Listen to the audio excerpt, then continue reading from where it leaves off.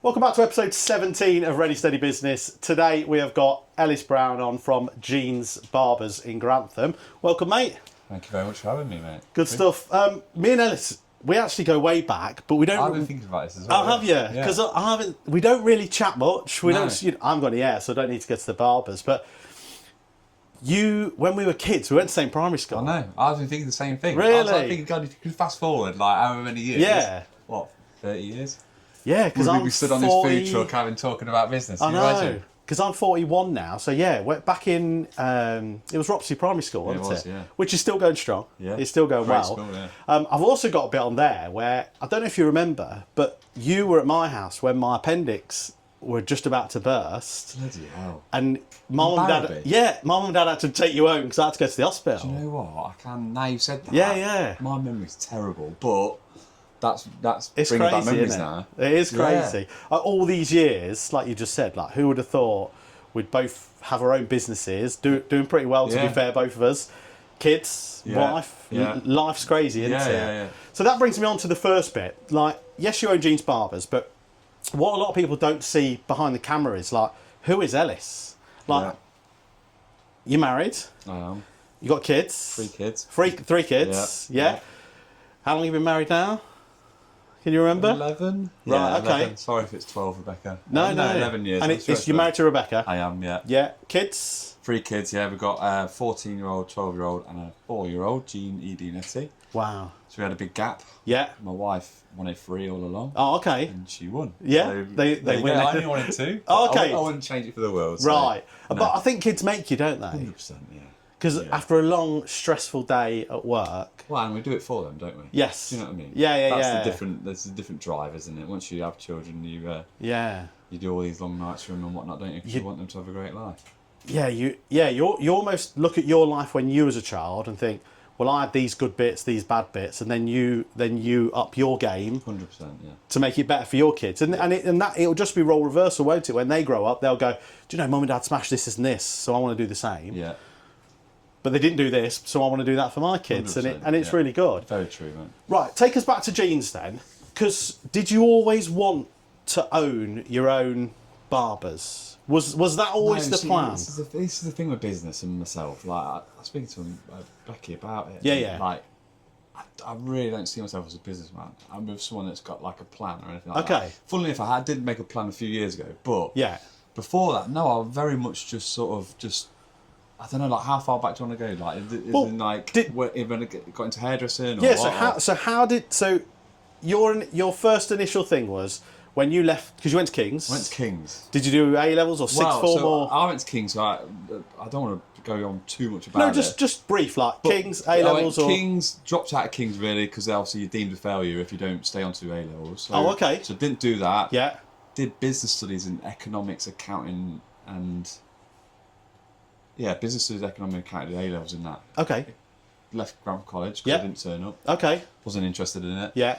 Got some jobs in Morrison's, GBS, funny enough, around the corner from here. Yeah. And then just was a bit lost. And I don't know what my mum and dad were thinking. And right. Because you put yourself in that situation where we would be with ours, don't you? Yes. Yeah. And I think back, God, my mum and dad must have thought, what is he doing? Okay. Do you know what I mean? Yeah. And then fell into hairdressing. And my mum said that there was an apprenticeship going down at Bailey, Simon Bailey, who I owe a lot to, top man. There's an apprenticeship going, and I said, I ain't doing that. I'm not doing that. Okay. No way. Yeah. So I really there was no exposure to it before that. And then I went down, and do you know what? I just loved it. Fell in love with it from the get-go. And I went on a brilliant course down in London, in Vidal Sassoon. Yeah. Did that. Came back. I travelled every day to London. Did that. Thoroughly enjoyed that. Came back to Grantham, and then I went travelling. Right, okay. Where'd you go? I went to Australia, New Zealand, then Fiji, and then a bit of America. Wow. But I lived in New Zealand for 6 months. Right, okay. So we had to find jobs. Yeah. Me and my mate. And initially I was like, well, I'm not going to cut hair. Like, I fancy a break from it. Okay, you wanted to change. So he got a job in a call centre. Oh, okay. Have you worked in a call centre? No. Jesus Christ. I couldn't imagine. I find it hard if people are talking behind me to listen to what's going on. So I couldn't imagine all those people talking on a phone. I know you got headphones on and all that. I'm sorry for anyone that works in the call centre, but no, because it can't. Not for me. Really? Okay. It's soul destroying. Yeah. I did a week's training. In New Zealand, and Monday came around. Yeah. Sorry, finished the week's training on the Friday, and they're like, right, you start work on Monday. You're in the shop floor. I'm I was out. like, I ain't going. So I went online and I found, because obviously beforehand I was just cutting women's hair. Yes. And I was just like, right, no one. I know what women were like back at the time. They're not going to want some random traveller cutting their hair. Okay. Because that's what I was, right? Yeah, yeah. So you have to build trust. So I thought, right, I'm going to get a job in a barbershop. Yeah, yeah. So I got a job in a barbershop in New Zealand. Right. Worked there 5 months. It was incredible. How was the transition between cutting women's hair to men's hair? Well, it's not so much the cutting hair. Yeah. Like, hair's hair, right? I know, like, obviously you have... Well, I have no idea. Well, hair's hair. Okay. You're cutting hair. And that was, obviously the styling's different and things like that. But at the end of the day, you're cutting hair. Right.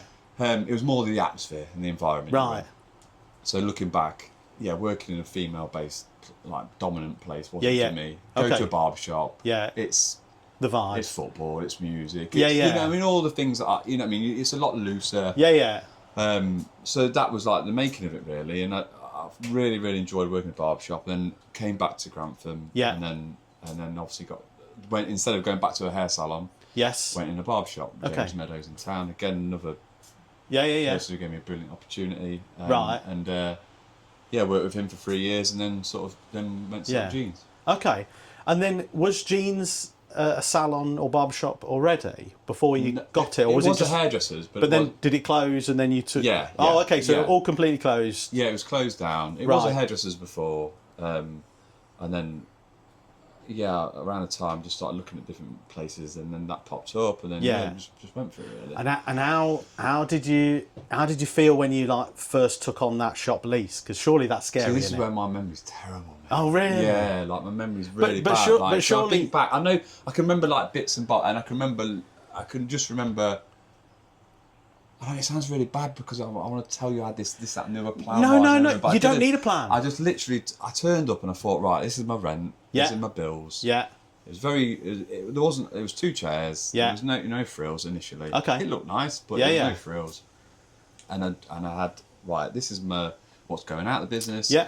How many hairs do I need to cut to bring it in to survive? Yeah. That was it. Right, okay. And then worked out from there, and then it just grew and grew and grew, and it snowballed. But you don't. I've said this on the channel before, and not the last lady, but the previous lady, Nick and Mix from Boston. Yeah, I watched that one. Yeah. She never had a business plan. Yeah. I've never had a business plan. Yeah. You don't need a business plan. No. What you've just said is you've just basically gone, it's going to cost me this, I need to earn this, how many haircuts do I need to do a month? And that was it. That's it. Yeah. And that's all you need to do. Yeah. And then the rest is history, really, because once you start bringing in that money, that gives you the buzz to do more and more and more, and then it keeps you going. Yeah.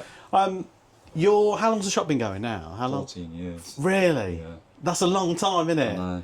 That's a long time to be in business. Well, to put it in context, obviously it's called Genes after Gene, who was my son, who was, how old would he have been? 6 months old? Yeah. 6 months old when we opened. Wow. So he's in year 10 now, and what does he want to do? What? Does he want to get into it? That's amazing, isn't it? That whole, like, just blows my mind. That I named it after him when he was 6 months old, and now he's sort of wants to get into it. That's what he wants to get into. Yeah, which I like the idea of. That's that just goes to show that, like, you've inspired him to do something. Either that or he's just like, what's the easy road? I don't know. It's never the easy road. No, I know. Oliver will tell you this. I had him on the truck a couple of weeks ago. It's not the easy road, mate, is it? I think it's worse if you work for family members. Well, I'm a bit like that, you know, with him. I feel a bit like I'm going into it a bit like, I don't know, I coach in football, which has been brilliant. But like, it's the whole father-son. Yeah. But there has to be that divide, doesn't it? Yeah, there has to be that just divide. getting that balance right into it. Because he'll treat me differently. Yes. How a normal apprentice would do. Yeah, of course it would. And I'll probably treat him differently. Yes. So it's like when I cut his hair. He just, you know, it's. But that's really good. That's a lovely thing, isn't it? It is lovely. It is really nice. It's a nice full circle moment. I'm going to put you on the spot now. How did your other children feel that you named... someone said this at the time, obviously, when we did it, and obviously at that point, I don't know how many children... No, you never knew, did you? No. And they're fine. Oh, they were all right. The short answer is they're fine. That's right. Maybe I was lucky that well, I was going to say, women cut men's hair now. I was going to say maybe I'm lucky that I had girls after that, and it wasn't, of course, but like... Yeah, they've been. But at the time, fine. you live like I'm a big believer in you live for today, not tomorrow. Yeah. So at the moment in time, it was perfect. It fitted, and you've not only built a business, but you've built a brand, haven't you? Because Genes is becoming a bit of a brand. People know it. They talk about it. Yeah. The last person I had on for the podcast a minute ago, she knew about you. Yeah. Like, people know about you, don't they? They do. We've been there 14 years, haven't we? So I've done numerous. Like I say, I've got a really bad memory. Yeah. I'm probably not great at giving myself a pat on the back. And it all just merges into one. And then when I look back and have a moment, I think, God, we've done some cool things actually. Like, and we've been going a long time and all this. But have you won an award? You won awards? Did you win? Did you win? Young entrepreneur. Yeah, see? Young, not so young now. Yeah, but that's a recognition. Because you obviously won this year, Yes, I did, Business Person of the Year. It's not bad, is it? That's got a better ring to it, hasn't it? Young entrepreneur. I like the business person. That is pretty cool, to be fair. To think that I've only been doing this truck like 2 years in April. So yeah, but in business, and you'll know this, put your heart and soul into it. Absolutely. It's not, and I said this on the previous podcast. Like, like there's the saying that a dog's not just for Christmas. Nor's a business. No. A business. If you don't live your business initially, I mean, you're probably way ahead of me because you're 14 years in, so it's a little bit different. But if you don't live for your business at starting at day one, you're almost on a hiding to know where to fail. You've got to be in it. Well, I think me and you were quite lucky in the sense that your passion's food, right? 100%. Yeah. Yeah, and you're probably similar to me. My passion's hair. Yeah, right? yeah. And like I said, I fell into it, but bloody hell, I'm pleased I discovered it. Yeah, yeah. And also, I don't do it, and you might be the same as me. I 100%, hand on heart, I don't do it for money. I've never had done. All I want to do is be the best barber I can be. Yeah, that's it. And that's it. Yeah, And if everything else falls into place, then great. It's perfect, isn't it? And you're probably the same. You probably just want 100%. to make brilliant pizzas and brilliant burgers, and if the rest just hopefully falls into in. place. Yeah. That's all I've ever wanted. Like. So previously, we were just talking about podcasts, listening to podcasts before you come on, and I was listening to a podcast the other day, and there was a multimillionaire on there, and he said, if you're chasing the money, stop what you're doing right now, because it won't come. No. Chasing that money won't come. Yeah. But chasing to be the best version of yourself, 100%. The rest will just follow. So true. So you can't chase the money. You've just got a chase of, I want to do the best smash burgers, the best pizza, win awards, etc. You want to be the best barber. Yeah. That's it. And everything else. Long and short of it. And I don't know how if you feel the same, I don't feel like some days, don't get me wrong, some days are a slog. They're long hours, you're on your feet, etc. like yourself. But some days it doesn't feel like work. No. I'm chatting with some lovely people, friends, family. Yeah. I know that they've been on holiday. Do you know what I mean? I've chatted with all these people. It does not feel like work. I can't even call it work. Well, this is the thing. Genuinely, I've said it a few times. I honestly think I've got the best job in the world. Yeah. Like in the real world, obviously, like I'd love to be some like music star or professional footballer or whatever. But in the real world, you know what I mean. I honestly think I've got the best job in the world because, like you say, I wake up every morning. Yeah. And I don't feel like I'm going to work. And you cannot put price on that, can you? No. No. It's that feeling. There's nothing worse than going to work feeling sick, worried, or anything like that. So you're better off quitting that job and doing a job that you actually love. Yeah. Well, we're lucky, aren't we? I mean, some people are not in the position we're in a way to have. Yeah. But it takes a certain kind of person to be self-employed. You've got to be motivated. 100%. Because if you're not motivated, again, you're going to fail from the first hurdle. And I've said this on the channel before. There's people out there, and you've just said it again, that are probably sat behind a desk or in a call centre or wherever, not enjoying their job. But what's the worst that can happen if they don't start a business or start what they want to do and really enjoy it? You just put your tail between your legs and go get a job. There's hundreds of jobs out there. I speak to most people, obviously, couldn't have. Yeah. But I'm always saying to them, just do it. They'll come in and they'll be like, I'm thinking about setting me in, and just do it. Like, echoing what you've just said there. Yeah. What's the worst that's going to happen? You fail, you go back and get your job. Like, and then you know, because then that little part of you ticked. Tried it, give it a go, and it didn't quite work out. So there you go. You mentioned football earlier. You're a big football fan, aren't you? Very, yeah. Still Man United? Through and through. Yeah. It's been a long time, hasn't it? I still remember the days. But you played football really when you was younger, didn't you? A lot. Yeah. You broke your wrist arm multiple times. Broke everything. Right. Legs, okay. ankles, hands, nose. Do you think if you didn't go down the barbering hairdressing route, were you not? No. No way. No. What I did do a few years ago actually is obviously I've mentioned I coach my son's football team. Yeah. What team is that? If you don't K mind. Thorpe and fullback. Okay, K Thorpe and fullback. So right. We I did have a phase where I got heavily into my coaching. Right. And I actually set up my own business. Cool. Do you know Andy Van Gass? Yes. Yeah. So him, obviously Sonny and Beck. Obviously. Yeah. So me, Andy, and my good mate Lee Coulson. Yeah.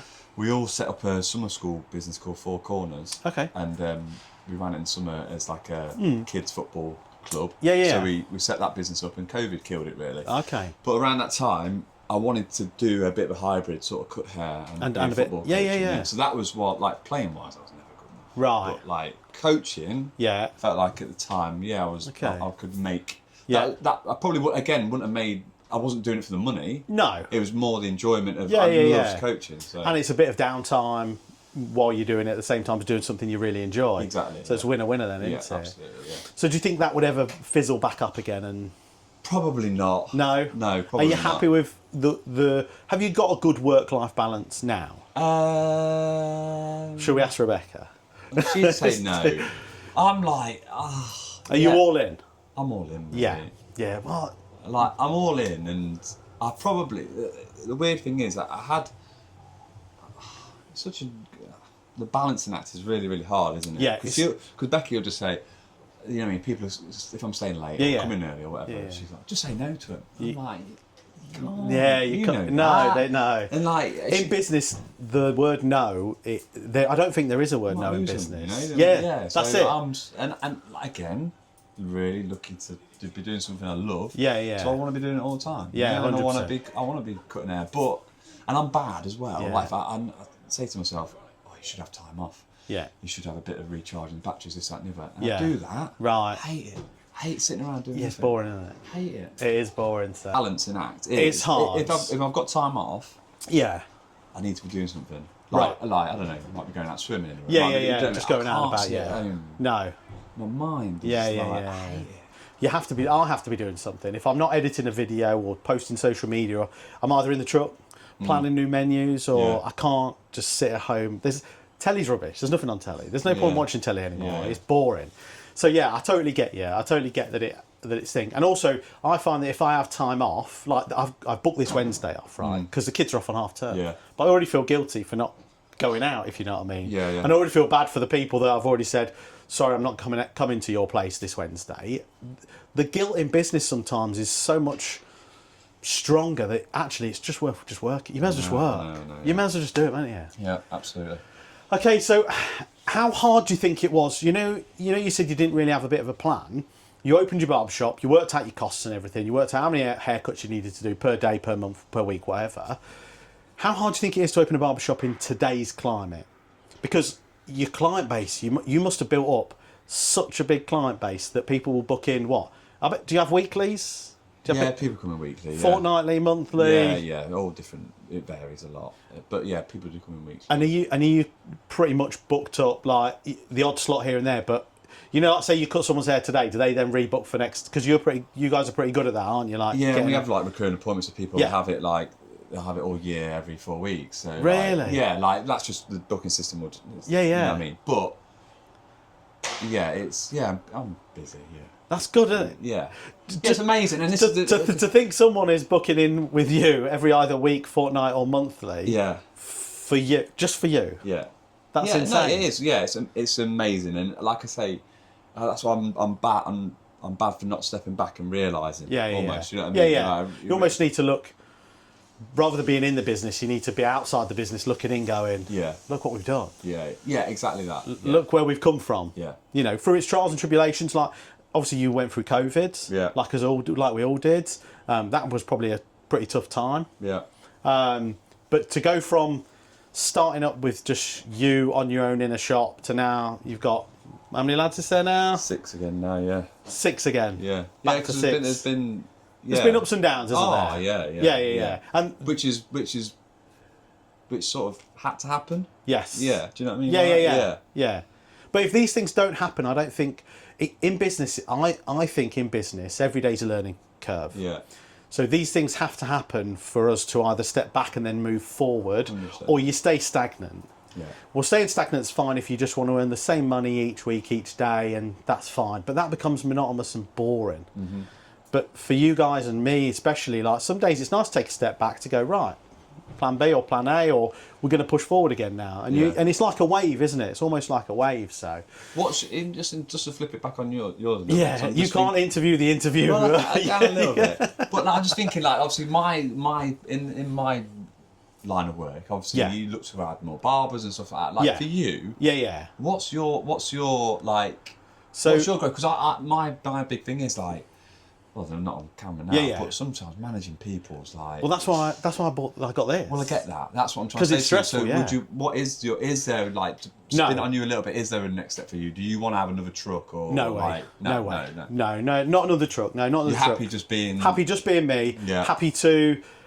Pretty much now, 2 nights a week before I've parked up, I'm sold out. I haven't got any more slots. This is awesome. I'd like to get that 3rd night completely sold out, and then wherever I go, I know each week I'm going to sell out every week. Do you know what's bad for me as well? I've never bought off you. And no, he hasn't. No, and he only lives around the corner from me. Would you believe it? Terrible. It's fine. No, mate, it's not. I'm saying that. It's terrible. Fine. We can slag him off when he's gone. Is that all right? It's awful. No.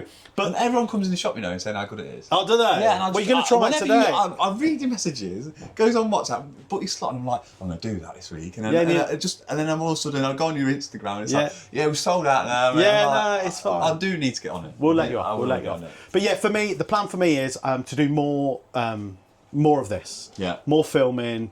Like, I love this. Yeah, it's cool. This I think is... You're good at it, mate. Yeah, well, thanks, mate. I appreciate that. It's the... I just like this. I just love, like, videos. I love talking behind the camera, and I like talking to other businesses, especially in Grantham, right? And a lot of people slag our town off and say, oh, it's boring, it's rubbish.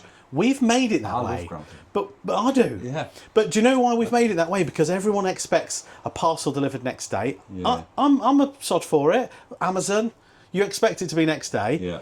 No one has a lot of time to wander around town anymore. If you go to town, you go for a reason. Yeah. Like, how many lads, on average, I bet you, how many haircuts can you do a day? Just roughly. 13, 14. Oh, okay, let's say 10. Right? That's tops. Let's say 10, you work 5 days. That's 50 people coming into your salon, right? Just for you. Yeah. A barbershop. I bet they don't walk around town. No. Because that'd be 50 people, let's say, even if they spent £2. Yeah, it's true. That's another £100 a town. Yeah. But they don't. No. Because we're so busy. And we only go to town for a couple of things. For one reason, yeah. And that is for the bit that we're doing, isn't it? The internet's killed it a little bit. It has. Like, it has. Like everyone moans about bloody towns only having hairdressers. It's like, because they're not on the internet, are they? No. Cafes, you can't. Yeah, everyone else can get on the internet. You can. You definitely can. So, you know your barbershop, your plans for the future, you're 14 years in. Mm-hmm. Is Gene, your son, now doing, what year's he in? Year 10. Oh, year 10, okay. So is he going to start, is he coming to the shop and doing a bit of sweeping? Funnily enough, last week, because right, so basically, we said the plan was for him to come into the shop, right? Yeah. And then we had parents' evening. I hope he'll probably watch this. Oh, really? No, I can't say too much. Okay. So we had parents' evening, right? And they were a bit like, oh yeah, he's got talent, this, that, and the other, but he's not applying himself. Okay. So I then blame myself a little bit because I had said to him, well, you're coming to the shop. Yeah. So I don't know if he's down tools with that in mind. Okay, right. Yeah, the plan is for him to work from the bottom. To start at the bottom, sweeping hair. So where I was going to go with that, sorry, was... No. So I eased off it. So I sort of said, well, no, mate, you've got to... I wanted the ball to be in his court a bit more. Yes. Rather than me being like, come down. Yeah. So I eased off a little bit. And then basically last week, funnily enough, I think a couple of his mates messaged him and just said, oh, can I come down to you and get my hair cut? And I think he probably realised... that could be me. Like, do you know what I mean? Obviously not yet. But his mates messaged him, I'll cut your hair. And I think, you know what I mean? So anyway, he said last week, when can I come down the shop and start learning? Okay. So, which, if he starts learning now, I'm not saying he'll do it religiously every week, but if he starts now, by the time it comes around to 16, he'll be laughing. He will, but so, the plan is that. I mean, talking of plans and whatnot, and you're going to say about what's the plan for the future. Is that what you're going to say? That's where I was going. Yeah, he's good at this. He said about having his own podcast, mate. Should we swap sides? No. So I didn't. I told a little bit of a porky in terms of business plans. So Yeah, like 3 years ago, the whole business changed, and we almost started again. Yeah. And it was the first time I actually made like a bit of a plan. Okay. And it wasn't like anything groundbreaking, but it was just notes on my phone. I've done it every year now, to be fair, and it's not huge things. Yeah. But it's just little plans that I'm just tick off, and I actually made like a 7-year plan. Which sounds scary. But the end goal was Gene, so it was like, would it be 7 years? Well, probably would by the time he's trained up. Yeah. And it was just, and obviously things change and whatnot, but there was just a little framework there of like, right, this little milestones that you wanted to achieve in. Yeah, well, that's good. And I actually, do you know what? I found it bloody good to do that, because that gives yourself a target. Yeah. To not to chase or to hit, but a milestone for you to go in the back of your mind. I'm doing this for this target. Once I've reached that target, you tick it off. Next one. And it's always good to have a plan. Not necessarily a plan for so long, but it's always good to have a plan, because in the back of your mind, you're always working towards something. You don't want to be treading water, do you? Yeah, well, that's it. Do you know what I mean? And that's how you can get. It's sort of my things sort of flipped on its head early on. I feel like I was very lucky, not lucky, but I felt like things fell into place really well. I worked with some brilliant people, and it just sort of like it flowed really nice, and then I just went with the flow with it. Yeah, of course. And then things happen, people move on, and whatnot, and then now this approach, I felt like I had to just. Just tweak it slightly. Yeah, we'll just have a slight different approach to it. And I bet you felt a bit, not necessarily. Yeah, I bet you felt a bit more in control. Yeah, having a bit of a plan. And I learn. You know, yes, you do learn. You do learn. So then I thought, well, if I've learned this, let's put this into practice. And just move forward. Yeah. Okay. Right, the lads are outside waiting. I want to do one more question. Okay. Dead or alive? Who would you sit down and have a meal with if you could? Could be anyone famous. Could be family, could be friends. Like, dead or alive, who would you like to have a meal with? That's a tough question, and I know you was going to ask that. I've still been like. Have you been playing like? Wow, I don't know, mate. I've got loves in my life. Yeah. So I love film, I love music. Okay. I love football. Right. So is it just one? Well, you by the sounds of it, you want a table of them now. You can have it. You're pushing the boundaries today. Who would it be? Do you know what? I'd probably go Eric Cantona. Okay. Yeah. I just think he's a cool bastard. Really? He's a very good footballer. And yeah. I can remember being a kid, and I met him when I was a kid. I was only young. But like, he's just got something about him. He has, he just stood out from the crowd. And I think, and he didn't conform. And I think he had good stories to tell. He would have some good stories. Yeah. So I'd probably go Eric. Okay, Eric. But, Okay, and then one other question, I know they said that was the last one, is if someone was starting a business, any business, what one piece of advice could you give them to start? What's one piece of advice? Touching upon what we've spoken throughout, really. Yeah. Like, ask yourself what's the worst that can happen in a way. Yeah. Because if you've got something to fall back on, why not? Yeah. Never give up. Okay, never give up. Never give up, but I mean, but and then also tap into the plan as well. Like, again, I've contradicted myself probably a little bit. I didn't have a plan, and then all of a sudden I've got a plan. Then all of a sudden I've got a 7-year plan. Right. Okay. So, but advice, I don't know. I think the good point you've just touched upon is like just trust yourself, believe in what you can do. Absolutely. As a person. Yeah. Because it does get tough, it does get hard, but the rewards are worth it. 100%. 1,000,000%. Yeah. You know what I mean? I say I'm unemployable now. I don't think I could work for anyone ever again. No, I couldn't. Because I've got too much of this, and I think I know it all. Yeah. That's my biggest issue. I'm exactly the same, mate. But no, listen, Ellis, thanks for coming on.